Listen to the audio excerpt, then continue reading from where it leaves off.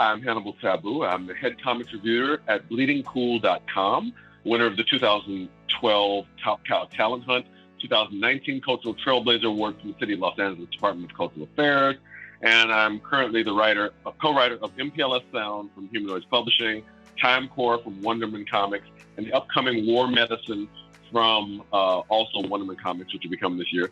In November, you can buy Project Wildfire from Second Sight Publishing in your local comic book shops, and I may have some more surprises this summer just to heat things up for you. Keep an eye out on HannibalTabu.com.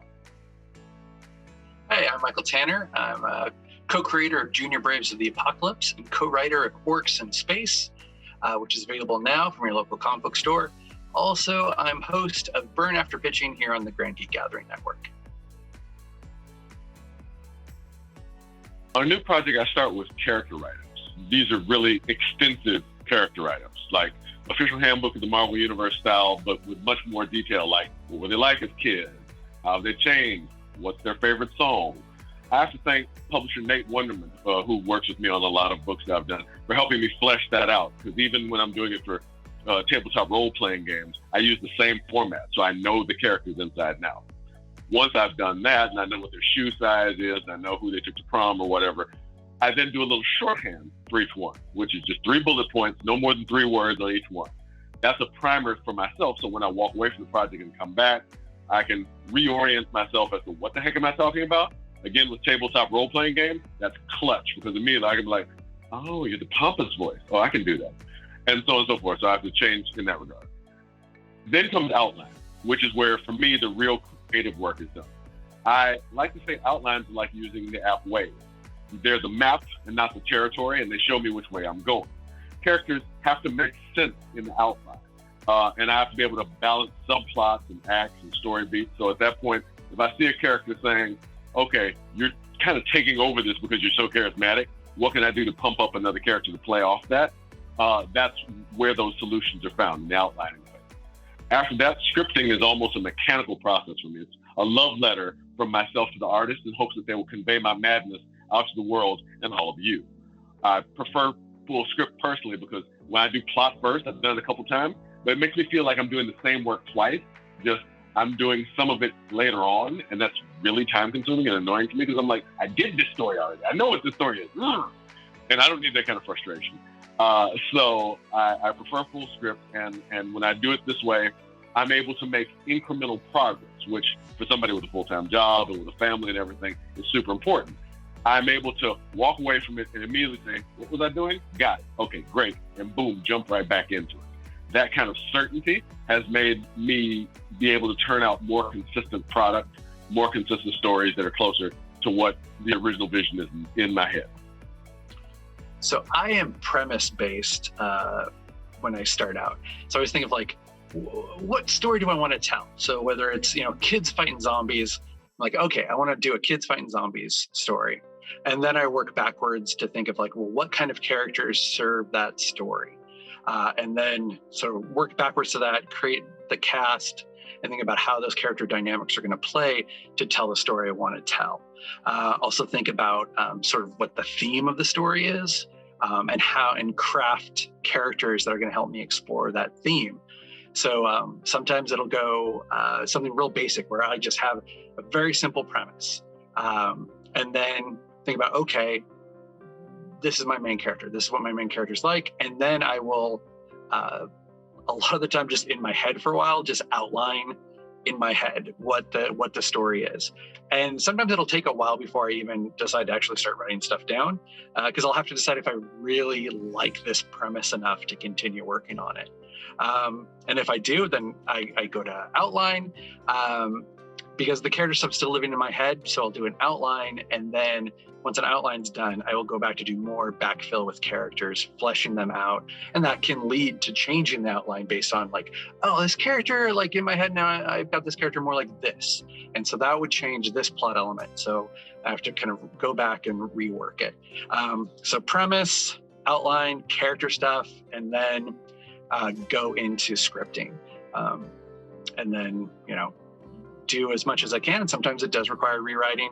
Sometimes it requires rethinking elements of the premise and the outline. But that's my process.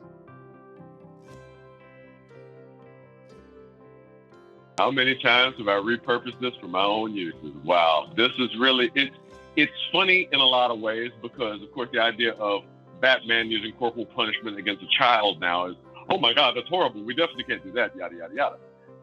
But also, what I love is how the writer didn't really trust the art to convey the idea.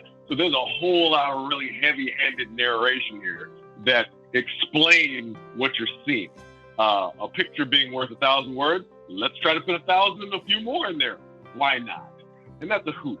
I do, as now, being somebody this far in the future from this, which was 1952, I do, oh wow, my mom was born in 1952. Anyway, I do see that the background, they're like, screw backgrounds. We're not bothering with those shenanigans right now. We're not doing that. But they did a great little texture thing on Batman's left glove. Like, oh, I'm slapping with this hand, but don't think I don't have the other one ready. Don't think I can't give you a taste of this too, baby boy, because I will. And Dick's cowlick flying up in the middle of it to show the impact, that's really entertaining to me in ways that are better, I think, than using a sound effect.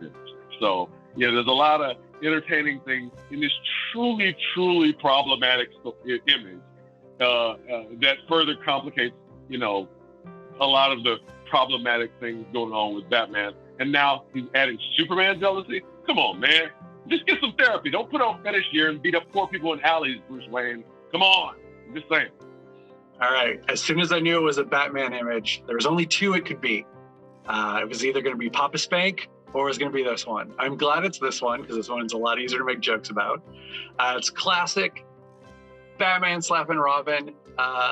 It's actually a very well-crafted panel. You don't see that kind of like back of a character, like kind of straight on action shot.